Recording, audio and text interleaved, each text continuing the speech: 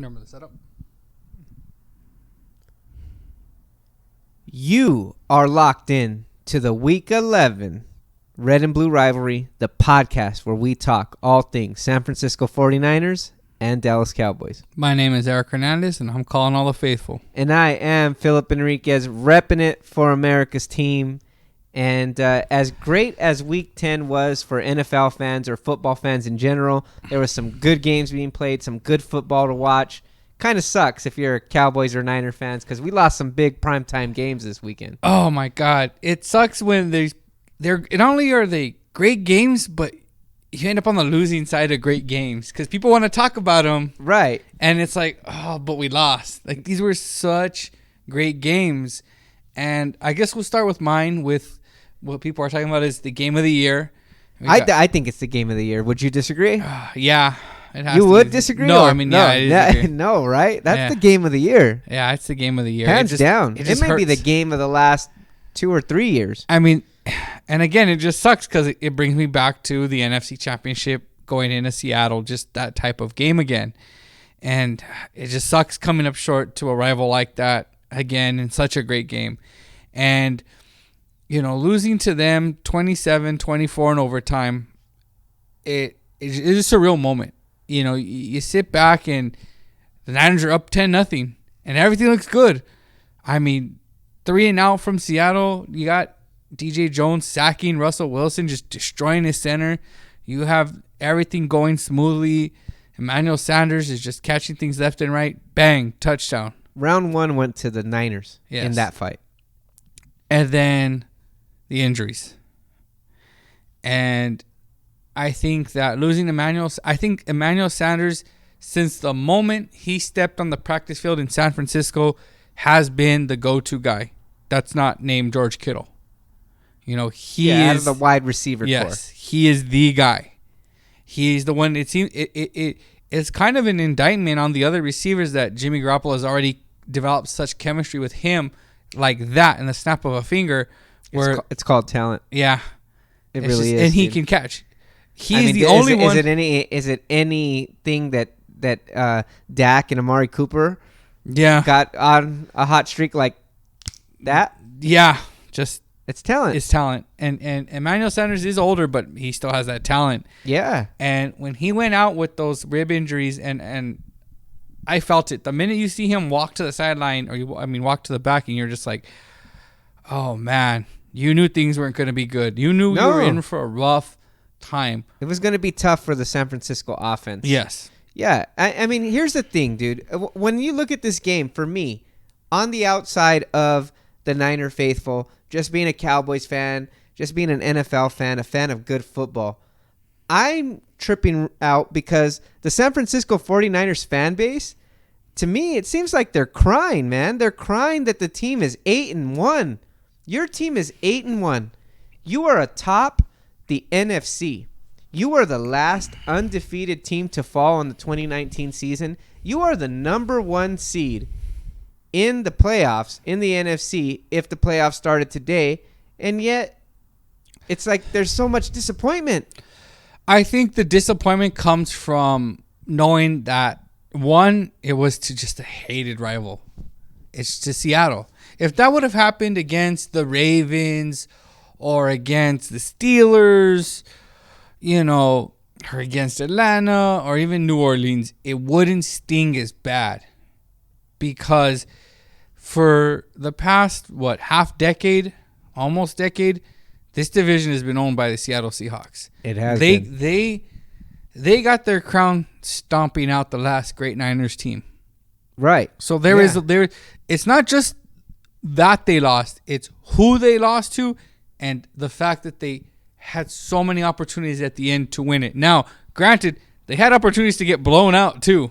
They did. You know. Right. And that defense kept them in that game, man. You know, and, I'll say this right off the bat. It felt like nobody wanted to catch Jimmy Garoppolo passes, wide receivers or defensive backs. Nobody wanted to catch Jimmy Garoppolo passes. Nobody. No. But it's just who they lost. That's what kind of makes it a little more painful, and the fact that the defense put such a great effort into that game. Now, going to that game, I picked the Niners win. I thought they would win comfortably, 10 points. only because I thought Seattle's defense isn't what it was.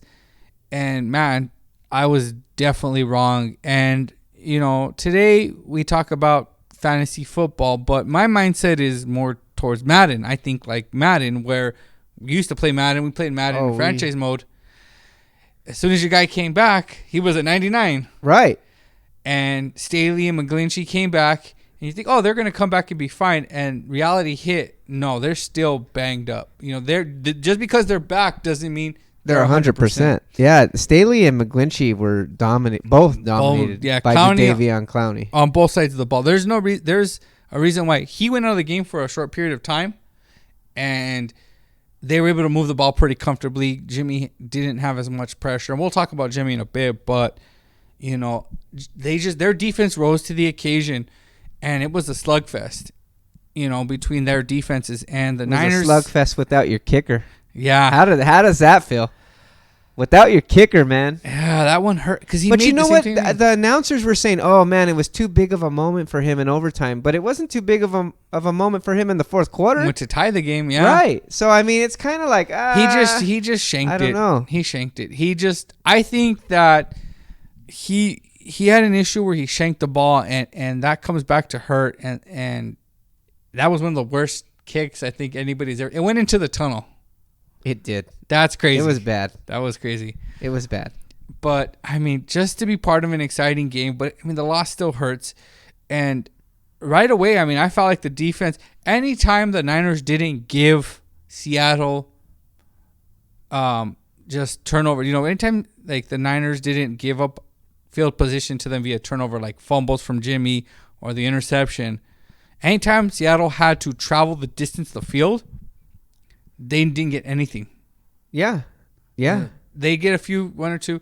I mean, the two plays of the game that I will always remember will be when the Seattle had the ball, they were driving at the end of halftime, and Jaquiski Tartt took the ball from DK Metcalf. Oh, that was a great play. That was. And like I was saying earlier, man, it's literally like that Killer Instinct video game, dude, where you seen the Seattle offense just taking it to the Niner defense. Like I said, 1 hit, 2 hit, 3 hit, 4 hit, 5 hit, 6 hit combo.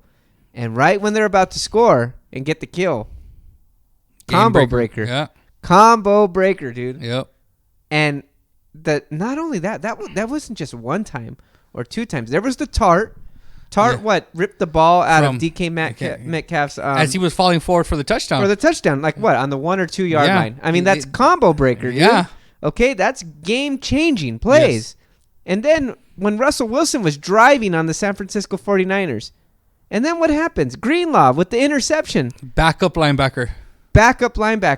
Combo breaker, dude. Yeah. Combo breaker. It just shows you, look, I have my criticisms of the San Francisco 49ers offense. Yeah. But on defense, there's nothing I can say when you're making plays like that. Game-changing, game-saving plays by your backups. Not even your starters. Your backups are getting the job done. The depth on that defense is amazing. It really is. And where, we'll talk about the wide receivers and where Lynch and Shanahan fell short on the offense. But as far as defense, they've drafted, signed, and developed great talent. And what you're looking at right now is, I mean, probably one of the best defenses that have been around for a while. They're built across the board, speed on all, 3 levels of the defense. And I mean, Russell Wilson didn't have this great game. This wasn't a Russell Wilson kind of save them game.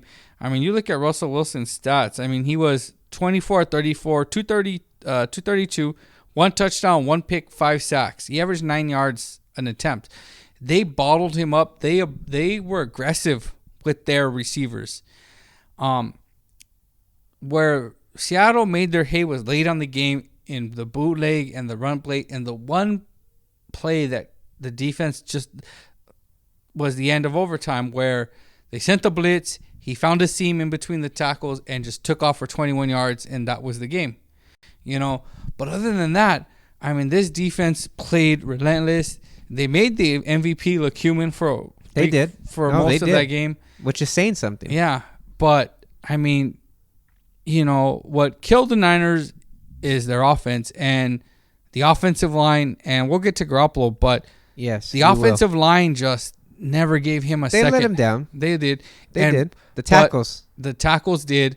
They're coming back from injury. You know, they're not as healthy like we talked about Madden. They're not back to what they were when they left. But, you know, what killed us was the receivers. 9 drops. 9 drops by these. Once Emmanuel Sanders left, that offense became stagnant.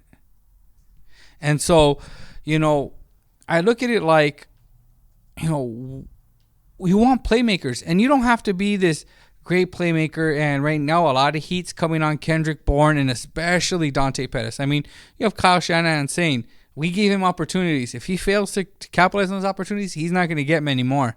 I mean, that's very striking indictment.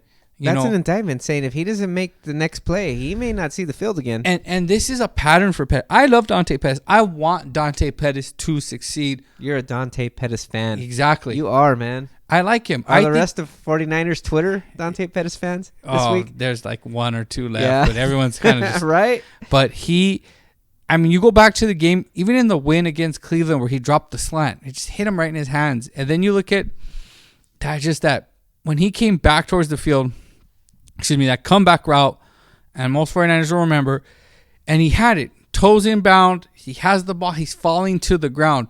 Hold on to the ball. That's a catch. That's game changer. But it's not just him. Now, Jimmy had many times where he should have been intercepted, and he got away with quite a few. Like we said, nobody wanted to catch his passes. No, but the Kendrick Bourne one where it just, I mean, yeah, he had to jump for it, but it was in his hands. It was. You know? Hey, let me tell you something. As a Cowboys fan, Dak Prescott is the victim of that same thing. How many passes have bounced off Randall Cobb's hands for an interception? Dak's interception, at least 3, I think. Quite a few. Yeah. Right. So it happens. You know, it's part of the game. Dak wears a C on his jersey. Dak hasn't gotten paid like Jimmy. That's the only difference. Yeah. But we expect Dak to make plays. And you know what? Even when your wide receivers let you down, it still falls on the quarterback. Your quarterback gets associated with your team's record. Nobody else does. And that's what's crazy. And to me, as a Cowboys fan, this loss for the San Francisco 49ers is as much on Jimmy Garoppolo as anybody because he's the superstar quarterback. He's the $27 million man a year. He's the quarterback. Like I said, he wears a C on his jersey, and he's supposed to make the plays to win the game. His defense is awesome. His defense is playing lights out. His defense is making game-changing plays against the Seattle Seahawks, and yet he doesn't get the job done. Jimmy Garoppolo didn't lose that game, but I'm sure even you as a 49ers fan would agree that Jimmy Garoppolo failed to win that game. And when you pay a guy $27 million, put a C on his chest, you cannot help but put some blame on him. Oh, yeah. I think that, 49ers Twitter is quick to defend him, and I'll tell you why. And it's just a little bit of psychoanalysis. It's one of those things where a lot of mainstream media, the ESPN, the First Take, the First Things First, these guys like Stephen A. Smith, and they're quick to condemn Jimmy Garoppolo for any mistakes he makes. When he does good, it's a wait and see. Let's see if he does it again. When he does bad, that's proof he's not good. And I think as 49er fans, I think a lot of us feel internally like, yeah, Jimmy came up a little short at the end because, like you said, at the end of the day, he had the ball in his hands at the end of the game to win it. And I understand his receivers are trash. I understand they didn't have a great game. I understand his offensive line was destroyed. But it falls on Jimmy Garoppolo and Kyle Shanahan to be aware of that situation and to adjust. And to know, hey, you know what? We got to figure something out. Especially when you got an all-time great, looking at least like an all-time great defense backing you up. Yeah. There's no excuse. Yeah. And no excuse. And to me, Jimmy, I'm not going to give him a pass like, oh, no, everything. No, he deserves some blame. And I think where I will give him the sense of like, okay, when we look at the grander scale of it is, you want to see these receivers step up. And the one thing we talked about offline was, when Kyle Shanahan and John Lynch took this job, 3 years ago, people clamored for a quarterback. They made their time. They waited, and they got Jimmy Garoppolo. But that was the plan, was to kind of wait and bide their time and find their guy. When the year after when everyone's like, we don't have a pass rush. We don't have a pass rush. They said, we're not gonna reach for people that we don't think are going to help this team. What did they end up with? D Ford and Nick Bosa. The issue I have with the receivers is they've invested pick after pick after pick in this receiving core, and they have yet to show consistency or develop. Deebo Samuel looks like he's got some scumming. He's up and down. Yeah, but that's the Deebo Samuel. He's young, though. Yeah, he's his first year. It's his rookie. But it's the same thing. Pettis flashed his first year. Yeah. But can Deebo do something that Dante hasn't, which is progress in year 2, year 3? The Niners, when I look at them, I don't think, in my opinion, they're not built like the Jacksonville Jaguars or the Chicago Bears, where they're this great team one year and then they're going to fall down to earth. I think with Kyle Shanahan and this defense, I think this is a team that's going to compete year after year after year. I think it's up to the offense. Yeah. To make sure that they're competing year after year after year. I think that they have to fix that. Dude, I'm just telling you. They have to fix that wide receiver core to compete year after year after year. I understand what you're saying. The talent is there. And there's no reason to doubt that this team can't be good for the next 2 to 3 years, at least. But that wide receiver core better improve. Because if it doesn't, teams are going to start to scheme for that. Yeah. And you're going to see your win-loss record drop. Well, I think it's just part of the NFL. It's the beast that is the NFL. What helps them is, I think, and I'm sorry, this is true how I feel, is I think Kyle Shanahan is a better coach than Matt Nagy or Doug Marrone. Or Jason Garrett. Yes, or Jason Garrett. We'll get into that later. Jason Garrett. All right. But I better stop. Yeah. So I think that Kyle Shanahan will always be able to innovate and create. But I agree with you. Emmanuel Sanders, as great as he is, 1, he's 32 years old. Right. 2, he's going to be a free agent. So signing him has to be a priority. And they don't have a lot of picks. They only have 1 first-round pick and then a couple fifth-round picks. Don't you wish you had a great receiver like Amari Cooper on your team right now? I wish I had Emmanuel Sanders healthy. Top 3 wide receiver in the NFL. I mean, it would be nice to have something. That's what you would hope that's what you thought Dante Pettis was going to be. And not so much the level of Amari Cooper, but in the sense that the abilities match. Route runner who can catch. Yeah. Because that's all I'm not saying that's all he is, but Amari Cooper, that's his bread and butter. A route runner who creates space. Oh, big time space. And I've never seen before. And who just has hands. And watching football. And hands. That's what Pettis doesn't have. Right. That's exactly what separates the two. Yeah. What I'm going to say is this. As a Cowboys fan, I think that 49ers faithful is just overreacting to 1 loss. The 49ers are 8-1, like I said, atop the NFC, number 1 seed. It's 1 bad game from the passing offense of the 49ers. Not even 1 bad game from the defense. No. Or 1 bad game from anything coaching or anything like that. Anybody and everybody can question play calling after the fact. Hindsight is 2020. Oh, yeah. And really quick before... This whole notion of when they had the ball at the end and they were like, oh, wow, they should have played for the tie. When you tell me that they should have ran the ball or ran the clock. I'll tell you. The answer to that is fuck no. No, of course not. You don't play to tie. This is where we talk about Jimmy. He's you go down with him. If he's shaky, then you know what? We go down with the shaky quarterback because he's the leader. I want the ball in his hands, throwing for first downs and to move the ball. And if we think, oh, we're afraid to place it, to me, I would have rather, and I know this is crazy, this is ridiculous.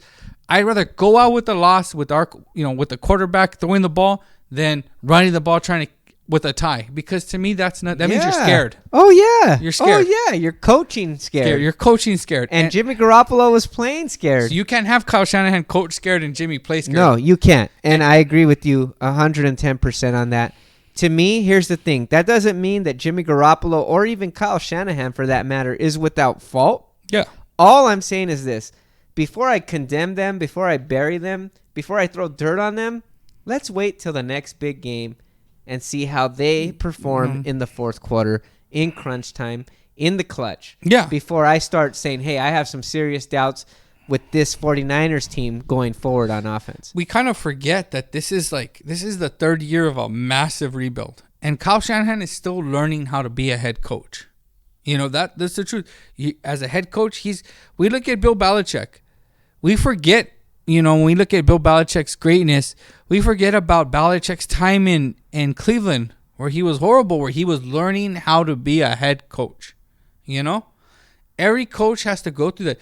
There are situations that they get more complex, and what Seattle had was a more experienced head coach and a more experienced quarterback who's been in that moment more. But than here's Garoppolo. the thing: when the Seattle Seahawks were on top of the NFC West, they had an all-time great defense with the nickname the Legion of Boom. You guys still need a nickname, but I think you guys are trending towards becoming an all-time great defense. So let's see what they do against the Arizona Cardinals. But it's time to talk a little bit of Dallas Cowboys. So, the Dallas Cowboys. So, I watched that game, and just my reaction before I know when we get into yours, I know I will not be talking for a while. So, I want to say this first. I don't have much to say, believe it or not. I am shocked at that, considering the way they game. I was so impressed, and it pains me to say this as an Irish, I was really impressed with Dak Prescott. I really do think that his ability to just find Amari Cooper time and time again. We know Amari Cooper's great, but to find him time and time again. And, I look at it like this is the way I feel about the Dallas Cowboys. And you tell me. We talked about slow starts and how it doesn't hurt you against the Redskins or the Giants. But if you do that against a good team, it's going to burn you. And their play calling was atrocious in my opinion. At the end of the day, when I look at the Dallas Cowboys, they're 12-4 based on talent and 6-10 based on coaching. Yeah, it's hard to argue with that because, like you said, it's yet again another slow start. Like, I have nothing to add. It's shit that we've been talking about for the last 3-4 weeks here on this podcast. Slow start after slow start after slow start. I am just going to kind of just spell it out for anybody out there listening. And if you guys are out there in the chat, comment. Tell me if you think I'm crazy or what. But I'm just kind of spelling it out for anybody out there. Look, another slow start. Dallas moved the ball a bit on the opening drive, but then they elect to kick a 57-yard field goal that Brett Maher missed wide to the left, and it gives the Vikings the ball at midfield. I mean, that's an issue. That's another one of these classic first quarter blunders, these slow starts, bad decision making in the first quarter. Just because Brett Maher has a leg doesn't mean you should go for it for a 60-yard field goal, because if you miss that, you're giving Kirk Cousins, Dalvin Cook, and that Minnesota offense the ball at midfield. That's not the way to start the game. I think that's on Garrett, 110%, that decision. Another thing, Kirk Cousins, after the missed field goal, wasted very little time getting the screen game going, passing to Dalvin Cook. Dalvin Cook was the best receiver in this game. He was the best runner in this game. He was the best player in this game. Yeah. And Kirk Cousins knew that, and he rode the beast that was Cook. And screen pass, another pass out of the backfield, and before you know it, they were in the red zone. Another touchdown to the tight end. That tight end, man, he just tore up the Cowboys defense, and they're down 7-0. Then another Dallas punt, and Kirk Cousins finds Kyle Rudolph again. 14-0 in the first quarter. The Dallas Cowboys in the first quarter are one of the worst teams in the NFL. The Dallas Cowboys from quarters 2 through 4 are one of the best teams in the NFL. But, like you started saying and what you alluded to, we can get away with that against the Giants or the Redskins or the Dolphins, but not a team that has a tough defense like the Minnesota Vikings, and we fucking paid the price this weekend.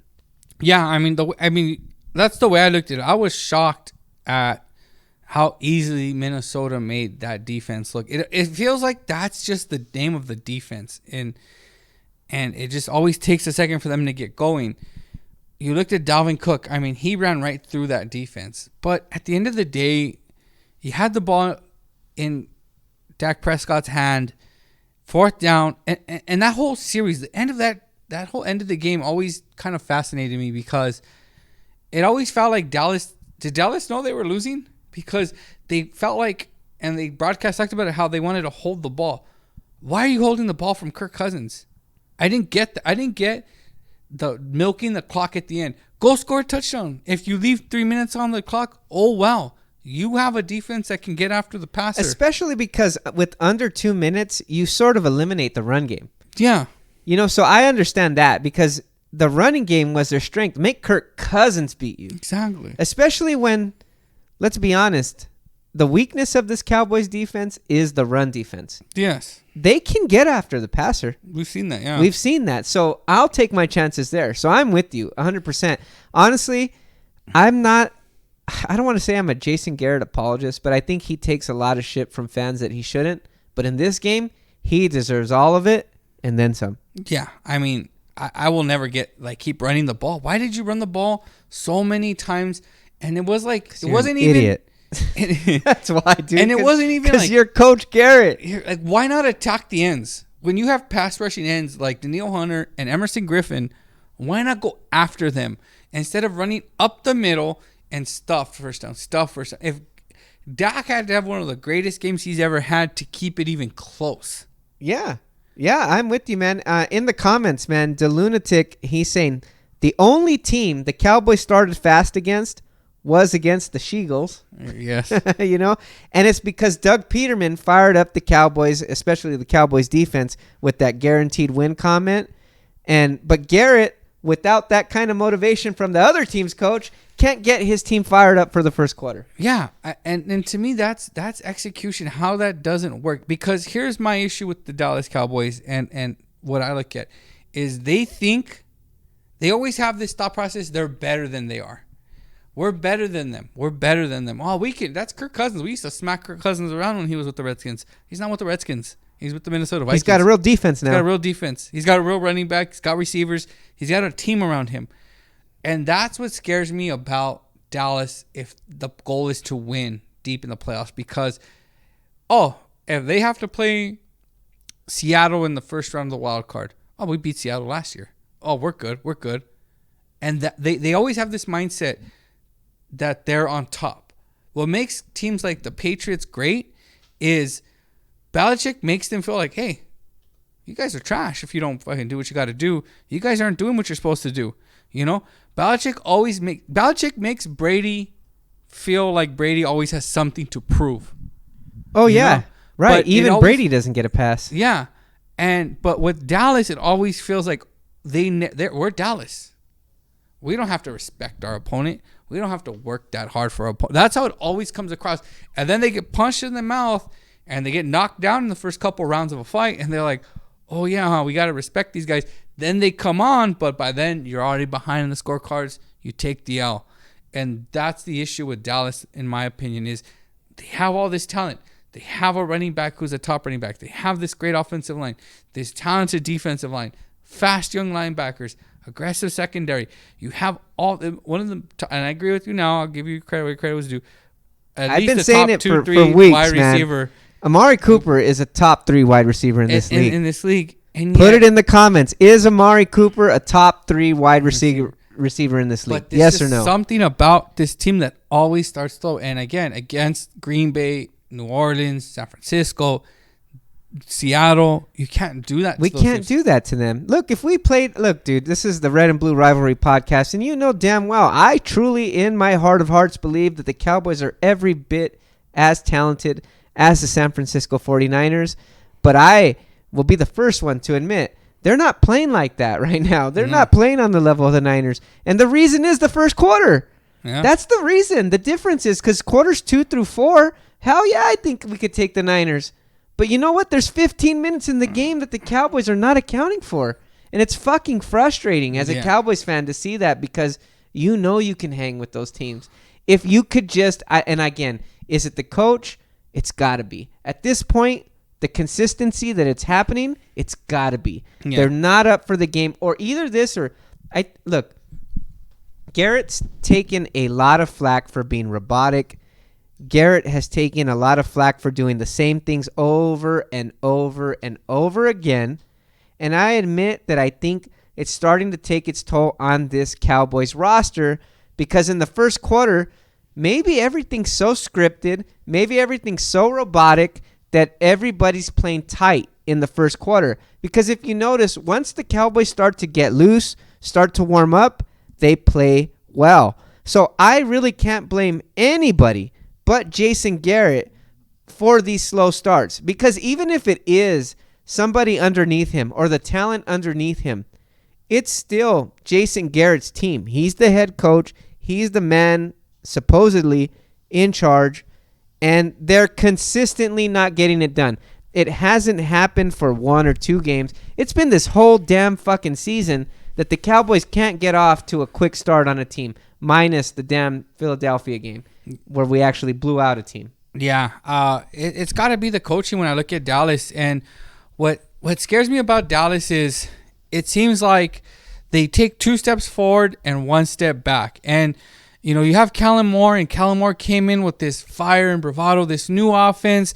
And, you know, oh, we're going to do this, play action, motion, jets, orbits. And the offense kind of took off. And the defense was playing from a lead because the offense was just so good. But now it seems like, and I don't know what happened, and it kind of happened with the Niners too, where like, where is all this offense? Where is all this jet motion sweep? Where is this confusing and slowing down defenses? And at the end of the day, Jason Garrett's the head coach, and he's been the head coach. I mean, God, he's been there, going on 10, 12 years, and they've not gotten better. They always have the same stigma. Through all the years, the players have changed. You've went from Romo to Dak. You've had, you know, from Dez to Amari. You have Jason Witten to this new guy, Jarwin. And yet, through it all, the one constant is Jason Garrett. And the one thing that has always happened is they always come up short. And at this point, if they don't make the playoffs, or if they're one and done in the playoffs, even if they win the division, if Seattle wins the wild card and goes in there and knocks them out, you have to look for a different head coach at that point. And the end of the game, that running it with Zeke, when your quarterback is literally heat checking foos. I mean, it's 3rd and 30, and it feels like this guy's going to hit a 31-yard out route to Amari Cooper falling out of bounds. And you put it in Zeke's hand twice, and then you throw just a god-awful out route. That's coaching. And I just don't believe that that's going to get you. Now, we'll preview the games ahead. I still think that Dallas's defense and their team is talented enough to win that division, but you have to look at what's the future for this team. I don't disagree at all. Let's talk a little bit of 49ers, though. Let's preview, because I do want to get back to some Cowboys, 49ers, maybe even a little bit of comparisons on how the teams are going, even with the big difference in records. And if you asked me at the beginning of the season, I'd probably think these records would be switched. Yeah. You know, but apparently that's the world that is the 2019 NFL season. Yep. But let's talk a little Niners. Let's switch it back up. So the Niners are 11.5-point favorites this week, dude. 11.5, man. That's a big line. That's a lot, yeah. So the Arizona Cardinals coming into this game with 3 wins, 6 losses, and a tie. The San Francisco 49ers at 8-1. Look, this is the way I'm looking at it. You correct me as the Niners pro here. Kyler Murray threw for 324 yards and 3 touchdowns in the loss last weekend to the Buccaneers. The Cardinals have actually won 8 out of the last 10 games against the San Francisco 49ers. And the 49ers are again coming off a short week and played an extra quarter of football. So maybe the Arizona Cardinals feel like they're hitting the Niners at the right place at the right time and have a chance to pull off an upset. So there's 2 ways to look at this. You know, and it comes off the heels of the Halloween game where the Niners on a short week, really short week, went into Arizona and won a nail biter, and it took Jimmy Garoppolo to win that game, you know. At the end of the game, you had Kyler Murray saying they felt like they should have won that game. So one way to look at it is they're hungry. They want to take another shot. Another way to look at it is they just gave the Niners their best shot and they won't be able to win. Now with the Niners, it's all about health. And we already know from what we've heard that Joe Staley's out. He's going to have surgery, so he's going to be out for a couple weeks. Breida's going to low ankle sprain. Not high, but low ankle sprain. So he'll be out about 2 weeks. And then the big thing is the big rumor. Twitter was crazy earlier today about George Kittle because first reports are he's out for that week. And now, oh, no, we misunderstood Shanahan. He's doubtful, but he's not out yet. We don't know. You know, what's Emmanuel Sanders' status? He's got a hurt rib. We're not sure with that. So, I mean, they are hurt along that. They're hurt at the worst position is that along those playmakers. That's the one place the Niners really I mean, they've survived running backs being hurt. They've survived offensive linemen being hurt. But other than Jimmy, to lose playmakers like Kittle and Sanders really does kind of scare me. It makes me feel like this game's going to be a little bit closer. Now, what makes me feel like we're still going to win is the defense. I think that what Kyler Murray was able to do, and look, no disrespect to Kyler Murray, but I mean, it took just a couple missed tackles for Andy Isabella to score 88 yards. That's the whole 2/3 of his passing yards was that one play.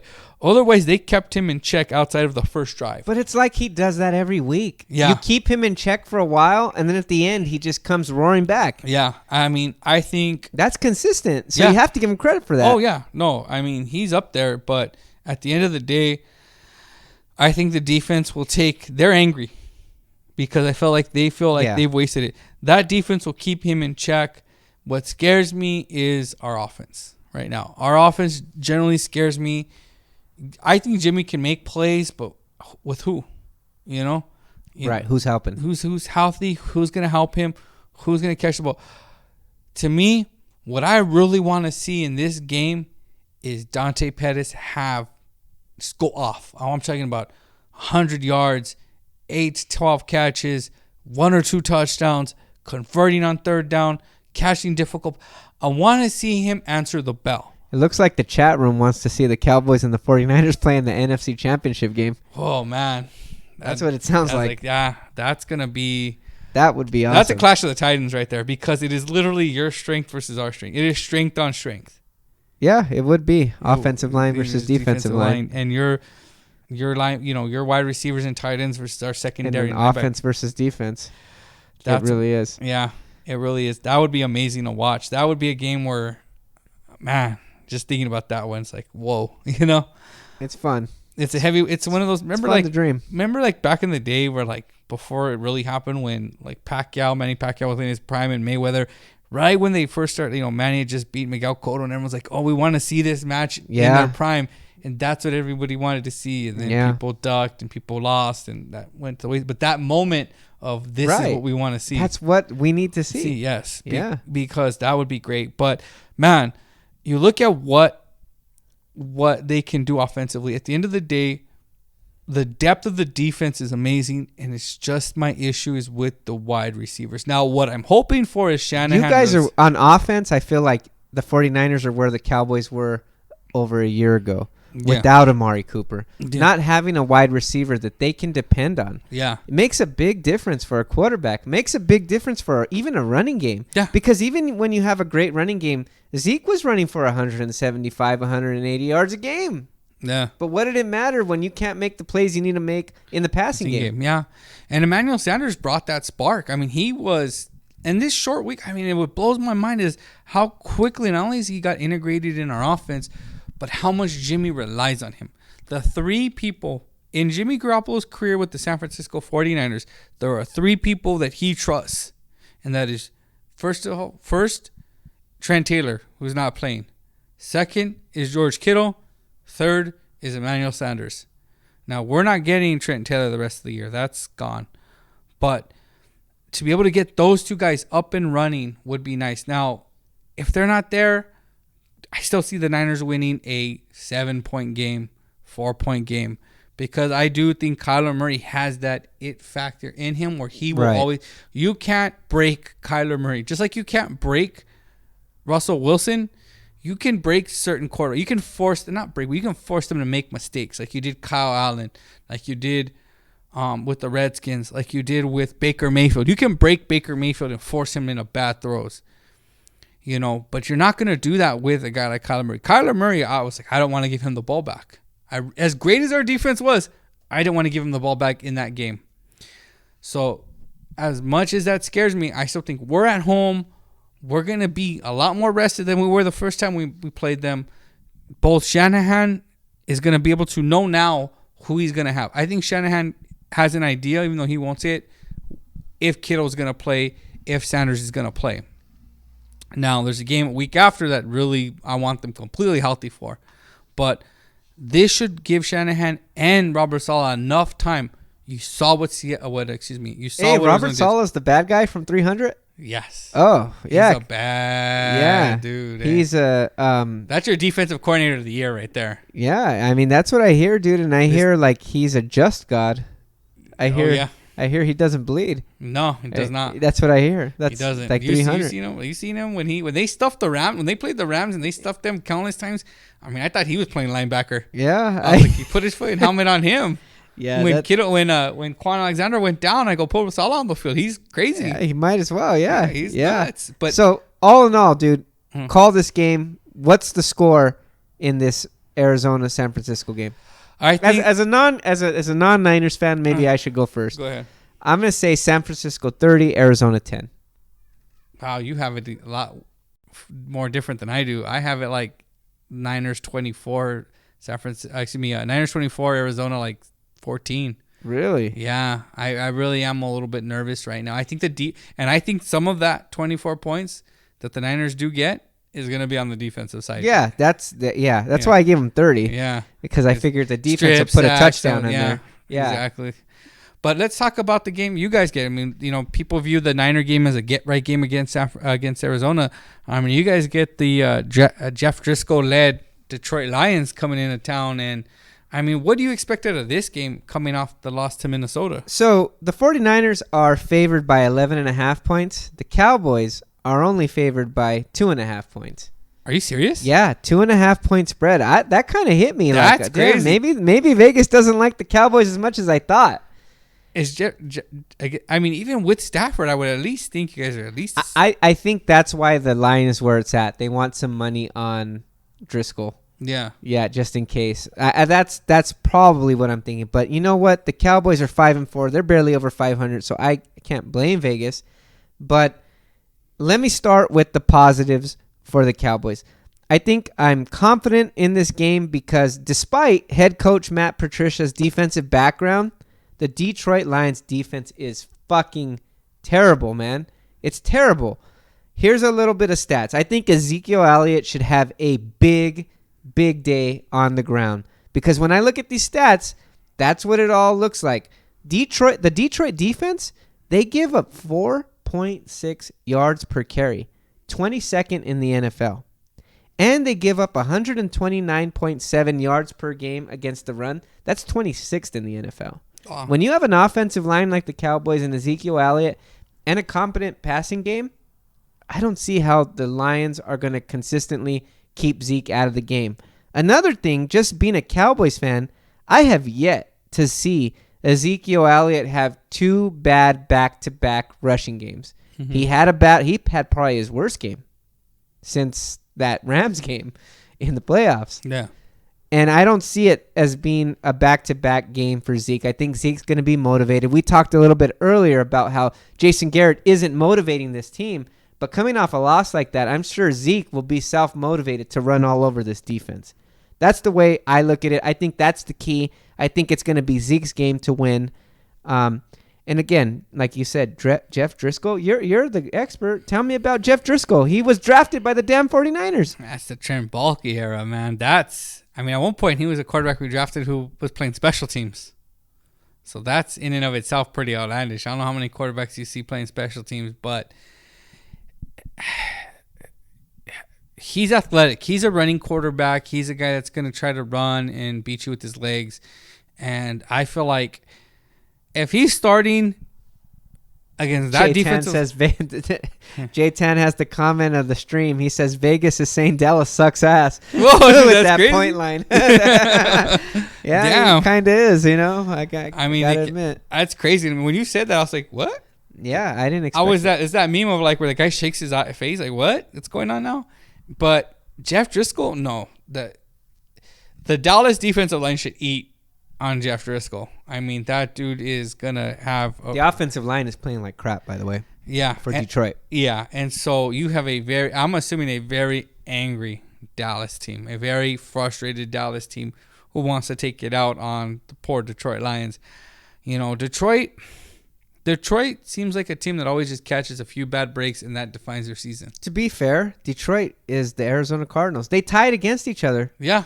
Because they're the team that's in every game, but just can't pull it out. Yeah. It's just, to Kansas City, to Green Bay, it's hard. So, like you said, this is a get-right game for the offense. This is a game where the defense can vent and, go after him. The Lunatic says Vegas remembers the Jets game. They do. Man.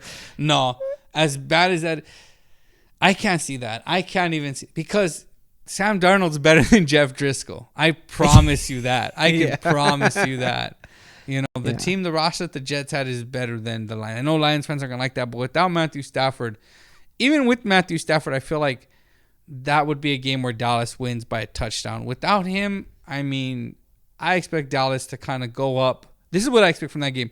Dallas to go up. I think Dallas can be the inverse. They're going to go up 21-10, 21-3, and then kind of coast, where like the Lions will score a little bit, but Dallas You will expect Dallas to put up 21-3 with their slow starts? Oh, my God, yes. Oh, wow. Yeah. That must mean like if they're a regular team, they'd go up 41-3. Yeah. Oh. Okay. I don't think the Lions are going to have anything to stop the Dallas. And I think what Dallas tried to do to Minnesota and failed at, if they try the same thing, they will succeed against the Lions. J10 says, hey, guys, explain how the Cowboys lost to the Jets again. And as a Cowboys fan, I'm sorry, man. I ain't got nothing. They again, it's their mentality. They come in thinking this is the Jets, we got them, and then they realize, oh wait, we're playing a football game. What do you mean they didn't roll over because we have a star on our helmet? The Dallas Cowboys, throughout their history, they think they're better than you. They do, and it works sometimes. But when you sleep at the wheel for too long, because they are better than you. Not the Jets. Not that day. Not that day. Yeah, I guess you're right. Not that day. Sam Darnold, and he was throwing. It was the difference was that one play where Sam Darnold shook the dude and he threw that touchdown because the defense thinks they're better than they are. That's where the issue is. It's not the offense that I think thinks that. It's the defense. It's, if you ever notice, you guys are down because your defense lets you down. It's, yes, the offense fails to score, but the offense moves the ball. Right. The defense shouldn't give up those kind of drives. But the defense is like, oh, we got this. Especially it's like Sam Darnold. I mean, we're going to name that the Dez Bryant defense because they just think they're better than they are. Yeah. And it hurts. I mean, it still seems like they're still not learning the lessons of the divisional round against the Rams, where the Rams just ran right down their throats. Don't remind me, dude. And it's the same thing over and over and over again. You know what? New England won a Super Bowl by getting blown out by Kansas City. People remember when we're on to Cincinnati? Yeah. They got blown out and went on to win a Super Bowl. The year that, Tom Brady was suspended 4 games, still went on to win a Super Bowl. Like we talked about with the Niners, especially with Garoppolo, Garoppolo looks shaky, Garoppolo looked bad. That shouldn't carry on Garoppolo the rest of the season. And it's the same thing with Dallas. You lost to the Jets. Is that an embarrassing loss? Yes. Should you have lost to them? No. But that's not going to define your season. You've had too many. You have to prove you beat great teams. You're going to fall against the Jets every once in a while, But at the end of the day, if you go on a win and have a deep run, no one's going to look at that Jets game as anything. Yeah, that I agree with you. That I completely agree with you. My concerns for the Detroit game would be this. One, if some way, somehow Matt Stafford plays. He's got broken bones in his back. His upper back. It's spinal, no? Like Mike Tyson used to say. I think the Tony Romo injury, to be honest with you. I heard too. Yeah, it's a Tony, but I think it's in a higher spot. Yeah. Which is better. Because the lower spot, you can't move as much. It hurts your legs and things like that. Your limbs. Powers. Yeah, exactly, where you generate power. But I don't think he's going to play. But if he does, it'll be an interesting game. The other thing is, like I said, the Lions have been in every game they play. It's kind of scary, especially when you have a team like Dallas, like you're saying, doesn't take teams seriously, or at least from where I'm sitting, they don't have fast starts. If Detroit jumps on them, that's going to be scary. But outside of that, I think Dallas should take this game. Yeah. Especially with motivation-wise, they better take this game. Yeah. Because this is pretty much a must-win for Dallas. You can't. You'll be able to, the way we talked about picking the games, and I think at the end of the week you'll have a game lead back on the Eagles for the division. But yeah, these are games you need to win because the schedule doesn't get easier for you guys either. I mean, you still have to go to play in New England. You still have that rematch in Philly.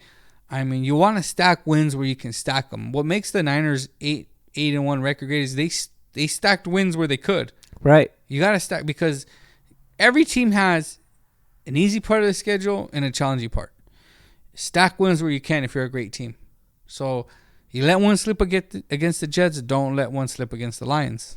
Yeah, I'm with you 110% on that. So it looks like we're picking our teams to win, bounce back this weekend after some losses.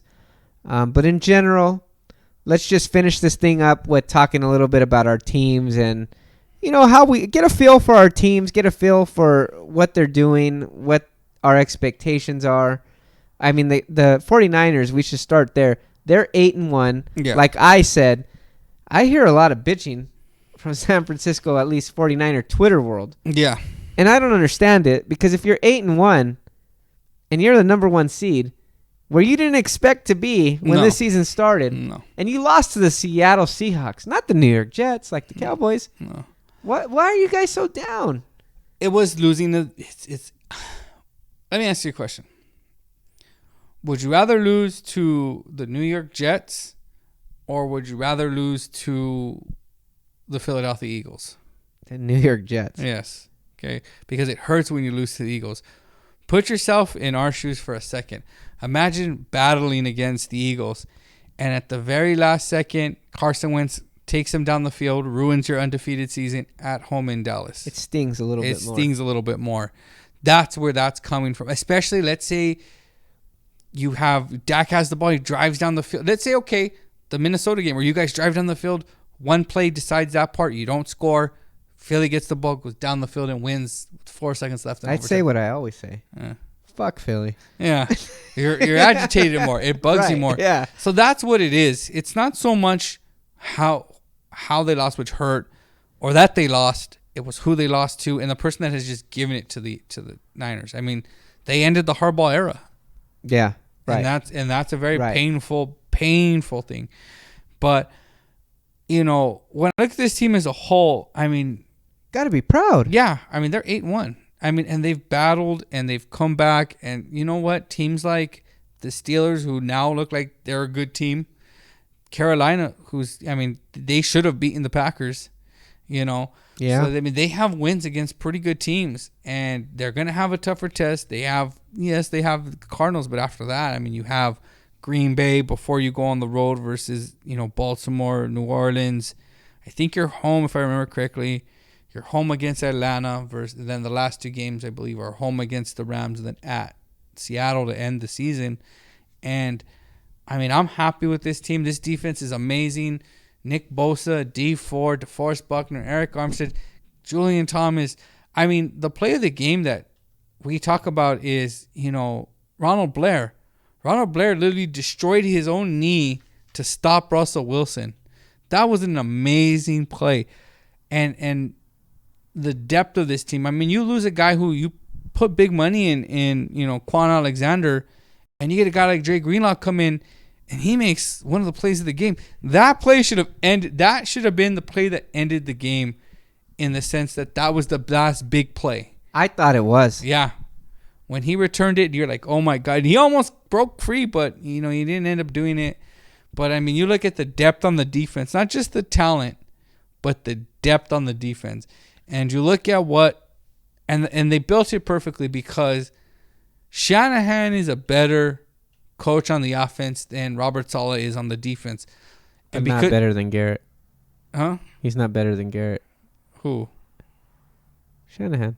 What? Well, Garrett. Oh, that's the craziest statement ever. Sorry. No, that's going crazy here. Yeah, that is, dude. That's outlandish, dude. I'm sorry. Well, dude, Garrett. Too many beers. I got to put the beer down. Yeah, dude. Garrett, dude, that's crazy, dude. He's like, you know what? My quarterback's throwing crazy. Let's run the ball. Twice in a row. Twice in a row. Yeah. What do you mean? Our left guard's crap?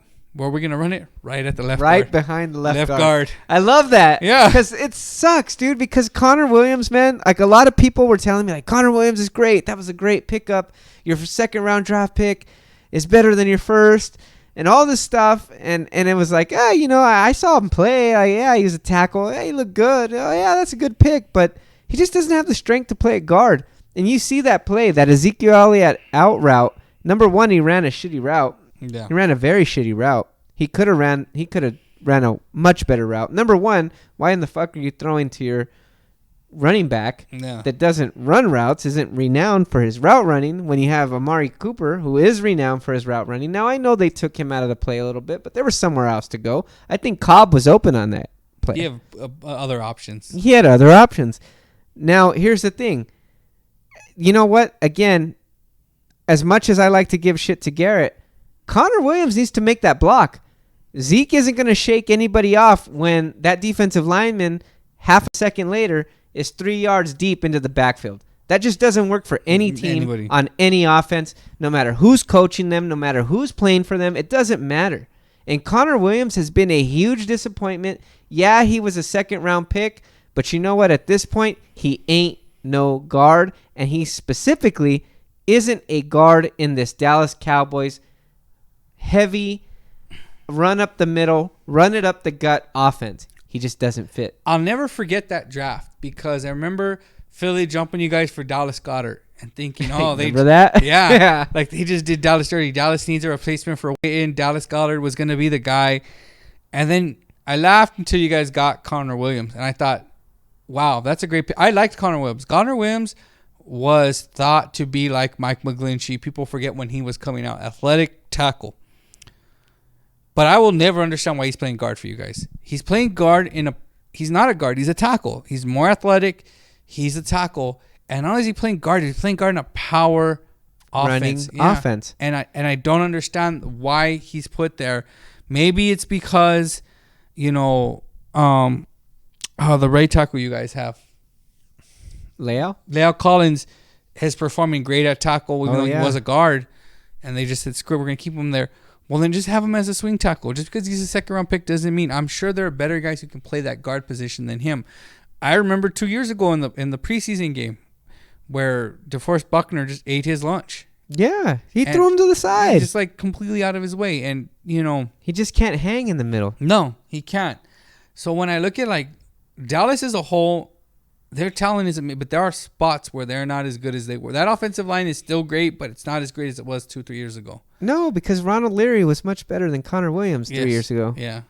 They need to that needs to be a position they need to invest in as a guard for them. And another thing I wanted to talk to you guys about is I know he's a Hall of Famer. He's Mr. Reliable. He is. You cannot. I mean, if you're dare not speak anything ill against this man, number 82. And if you're, I love the Niners. The Cowboy starter packet is the high fade, the New Balance, and the Witten jersey that goes. But I think, is he taking away snaps from a better tight end at this point? Can I ask you the same thing with Joe Staley? Joe Staley came back from an injury. What's Witten's excuse? Witten's excuse is that I'll agree with. Okay, I'll say this. As a Cowboys fan, I'm getting a little frustrated with the amount of snaps that Witten has, the amount of plays that he's playing, and the lack of development from Blake Jarwin. Because when you see Blake Jarwin, he's making big plays. Yeah, the game against where he ran, even in the game against Minnesota, where he ran down the field. I mean, that was amazing. I'm like, oh my! Every time I see Blake Jarwin, and I think they had a stat, it was passes. I wish I could have screenshot it and kept it, but basically it had the number of routes that Jason Witten has ran and the number of routes Blake Jarwin has ran, and Witten dwarfs him in the number of routes Blake Jarwin has ran. And yet when it comes to who's produced more yards, Jarwin I think doubles him up like 4-2. Yeah. And this is the problem with having him there, because you're keeping a better player off the field for a veteran, and because it's an emotional thing. I think you're keeping him from growing. Yeah. That's what's worrying me. I don't know if he's better, but you're keeping him from growing because he has the potential to be better than what Witten is today. Yeah, we're not talking about comparison of careers. Witten in 2007. No, this is right. And I'm sorry. Today, he's a better tight end than Jason Witten. He just is. I don't know if he's an overall better tight end. Honestly, I'm being honest, dude, and I don't think I'd say Blake. True or false? Blake Jarwin is a better tight end than Jason Witten. I don't know if I could pull the trigger on true. Oh, I can say true. Every time I see him, he's catching, and he's faster, more athletic, younger. It's just the way it is. Can Witten be reliable? Yes, but it just, if I need a big play, it's not going to come from Jason Witten unless the defense is completely broken down. Right. Yeah. Yeah, I'll say that. I'll just say this. Jarwin deserves more snaps. That's bottom line. If true or false, does Blake Jarwin deserve more snaps? True. All the way. That's for sure. You know, it's just one of those things that our teams have to work out, man. Our teams, for as well or for as bad as they played, the bottom line is we're more than halfway through the NFL season in 2019, and there's a whole hell of a lot of things for these teams to work out. Yeah. You see it. Yeah. You see it. And like I've been telling you, man, whether you're 8-1 or 5-4, man, I'm just trying to get ready for the playoffs. I want to get healthy. I want to be playing my best ball in December. Yep. And I want to be healthy for the playoffs and try to make a run because in the end, that's what people remember. I have one goal, and I mean before the playoffs, but there is one thing I think every 49er fan now wants after Monday night, and that is to be able to go into Seattle and with the division on the line with a healthy Kittle, with a healthy Emmanuel Sanders, with 2 tackles that have actually had some time to get healthy. I want to see them beat us at full strength. Show us, Seattle. You're going to have the MVP of the league. We're going to have the best defense. But you know what? On offense, we're going to have Kittle healthy. We're going to have Emmanuel Sanders healthy. Let me see that. That's all I want. After that, cool. But show me that. Because for once and for all, beat Seattle in Seattle. Smash Seattle the way the Rams did a few years ago when they made their name. And show us we can beat them. And show that we're the best in that division. We're a contender for the NFC. And we can finally put this whole Russell Wilson, Pete Carroll thing to bed. Yeah. Yeah, and that's what you're going to have to do. Yep. Yeah, if you guys want to take the crown. Yeah. You got to do that. So, I mean, I think we've covered a whole hell of a lot for the San Francisco 49ers and the Dallas Cowboys. I'm just going to tell you guys, for those of you guys out there, if you're still listening, check out some of the older stuff that we did, red and blue rivalry stuff. I mean, one of our first really planned out episodes was Steve Young versus Troy Aikman. That was like one of the first Gridiron Fights. This is one of the first podcasts that we recorded that we planned out. So we broke down Steve Young's career against Troy Aikman's career. You know, that's on the channel. Check it out. Steve Young, Troy Aikman, Gridiron Fights. We did Troy Polamalu, Ed Reed. We did, which is, I think, one of our highest rated videos. It's one of the best we've done, yeah. And then we have Jason Witten versus Antonio Gates. That was a good one. We got T.O. versus Randy Moss. So check those out on the channel here on YouTube. But before we check out, dude, let's have one more discussion. Mm-hmm. If we're looking at our teams, red and blue rivalry, let's talk a little offense and defense. And we'll start on the offensive side of the ball. So far, who's having the better season? Dak or Jimmy? Give it to Dak. And I'll give the edge to Dak. At the running back spot, Breida or Zeke? I give it to Zeke only because it's him. If you told me who would I rather take as a whole, give me our running backs as a whole. Yeah. If it's running back group versus if it's Pollard and Zeke versus Coleman and Breida, give me Coleman and Breida. Fair enough. What about offensive line? I kind of think it's a draw. Because when they were not after this last game. No. As in the totality, as the season is a whole. All right, yeah. You said 8 leading up. Okay, that's fair. I think it's kind of even. You know, I think Jimmy's had time, and they've done great with the depth of that. I mean, they lost both. That was the thing really quickly, that when Dallas lost their tackles, that's what I kept hearing. Oh, we lost our tackles. That's why we lost. Oh, yeah. It's death for us, whereas you were able to weather that storm. Yeah. Yeah, definitely. I give you guys props for that. Wide receivers. It's literally just Amari Cooper and then everything else. But that counts for a lot. Yes, it does. Okay. Tight ends? Oh, Kittle. Yeah. All right. I give you that one. Yeah. Defense. Defensive line? The Niners. Yeah, I'm going to go Niners. You're not that far behind. I mean, the thing is that the Cowboys can't stop the run. No. That's why. That's what it is. And it's just like, and I think that's just the depth of that defensive line for the Niners. I mean, you have guys like, we talked about Ronald Blair, but how many backup guys can do that? Right. He's a backup and he makes chased down plays. Russell Wilson. He makes plays. Yeah. So I mean, I give the edge to the Niners for sure on defensive line. Linebackers, I give the edge to the 49ers this year. I think we have the talent, but I just don't think our linebackers have really lived up to the billing that they did last year. You know, Fred Warner doesn't get any credit. He was drafted, you know, in the same draft class as Van Der Esch and the guy from, I think Darius Leonard, the guy from Indy. You know, but the guy's making plays left and right, sacks. He sacked Russell Wilson. He put pressure on Russell Wilson. He can run. He can catch. I mean, as a linebacker, he can do it all. He can cover. I mean, losing Quan and still getting plays out of Drake Greenlaw, a 5th-round rookie at Arkansas. Yeah, amazing plays. I'd give the Niners a slight edge based on depth. Yeah, and then defensive backs. I mean, Dallas, let me tell you this. I'll say this. It's like Dallas has this really, like, on one hand, they're good in the defensive backfield, and then on another hand, they're awful. Yeah. And what I mean by that is, like, Byron Jones, like, nobody's thrown at the guy all year. Yeah. You don't even hear his name in the games. No. When do you ever hear, like, oh, Byron Jones on the coverage, Byron Jones with the tip, Byron Jones with the interception? You don't hear Byron Jones anything. No. Byron Jones hardly gets tested.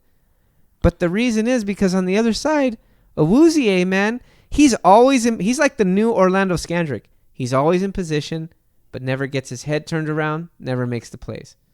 And so I don't know what to think of the Cowboys' defensive backfield. I would have said, okay, like you said, when we talked about offensive line being a push, and then it was like not after last night or after Monday night, I think I'd give the Niners the edge based on that night. I mean, you have guys like, okay, again, the depth.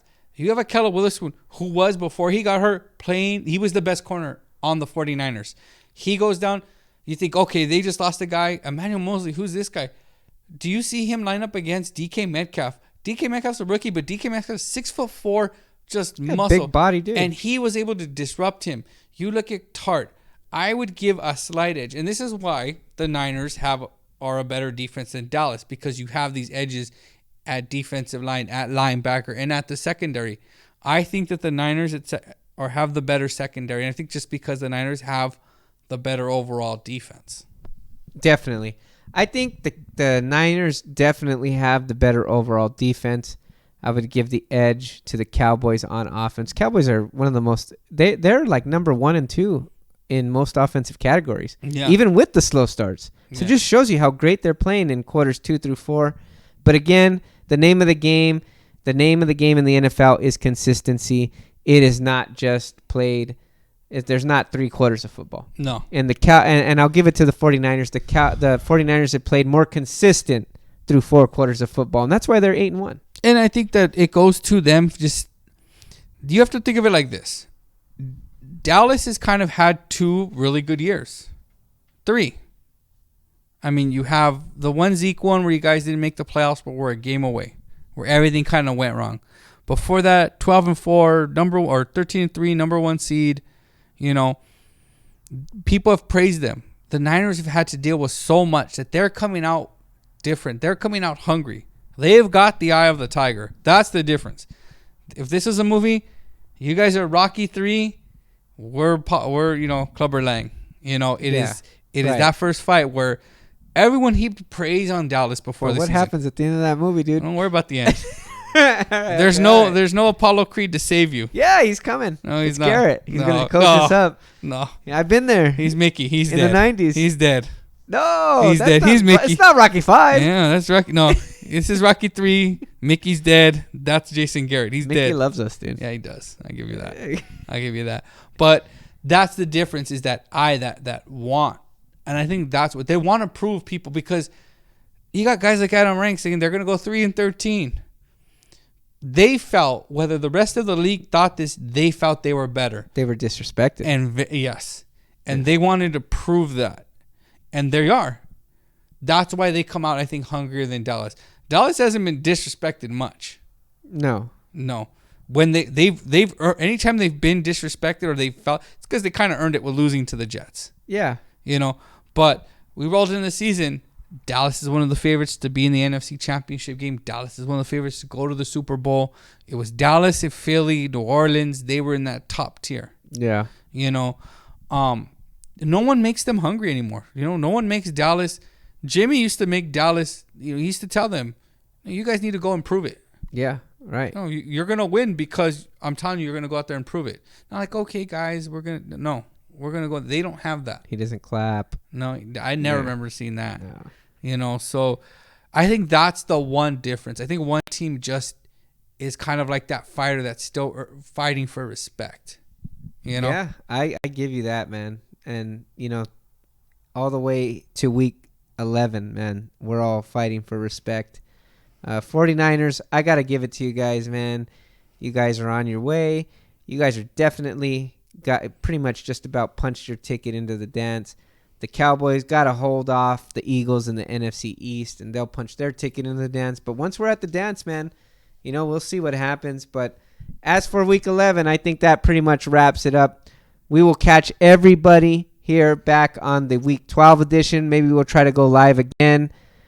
Thanks for listening to everybody. Again, like I said, check out some of the older episodes on the channel. We got gridiron fights where we go toe-to-toe with two all-time greats like Steve Young versus Troy Aikman, Troy Polamalu versus Ed Reed, Jason Witten versus Antonio Gates, Moss versus T.O. A lot of Cowboys, a lot of 49ers comparisons. We go in depth on it. Check it out on the channel. But also, be sure to check us out for week 12. Let's hope those 49ers and those Dallas Cowboys bounce back next week. We will catch you all on the flip side. Peace out, everybody. Late. Brother just checked in. Oh, shit. That's good.